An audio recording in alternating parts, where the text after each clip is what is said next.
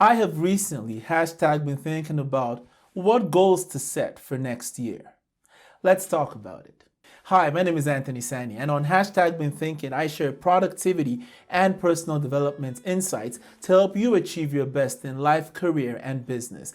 And on this episode, I'm thinking about how to set my goals for next year. If you're wondering why I'm talking about setting goals and not the usual making resolutions, you probably want to watch the first video in this 4-part series, Goals, Not Resolutions. But in this video, I want to share about choosing goals, looking at it through a lens that I don't hear a lot of people talking about. And that is the lens of choosing goals that are big.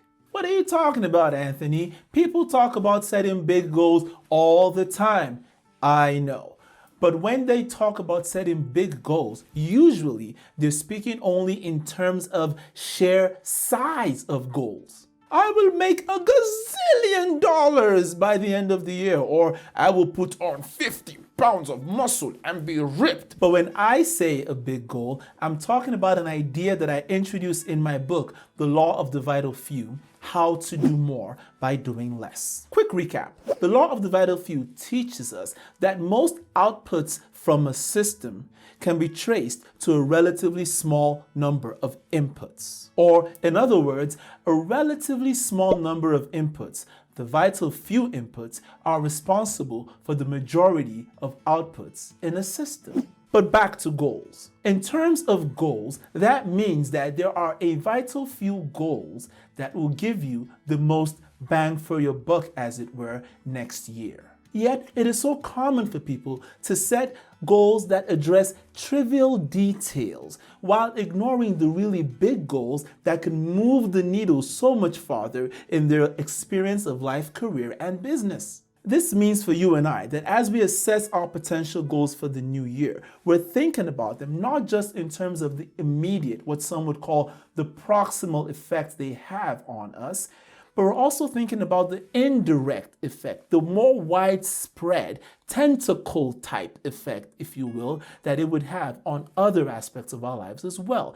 That's what really qualifies as a big goal. The more aspects it affects positively, the more it is worthy of your attention.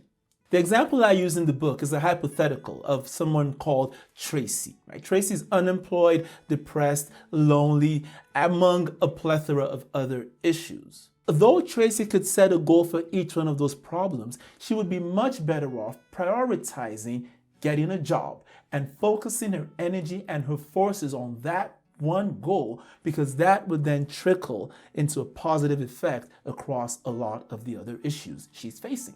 This is powerful because often little annoyances can be traced back to bigger underlying problems. And once you've addressed those underlying problems, the trivial annoyances just fall away. It's like Henry Thoreau said in his epic book Walden, there are 1,000 men hacking at the branches of evil for every one hacking at its roots. So as you set your goals for next year, focus, as it were, at the root of the issues. Set the big goals, the vital few goals that make the most impact in the most areas of your life in the coming year.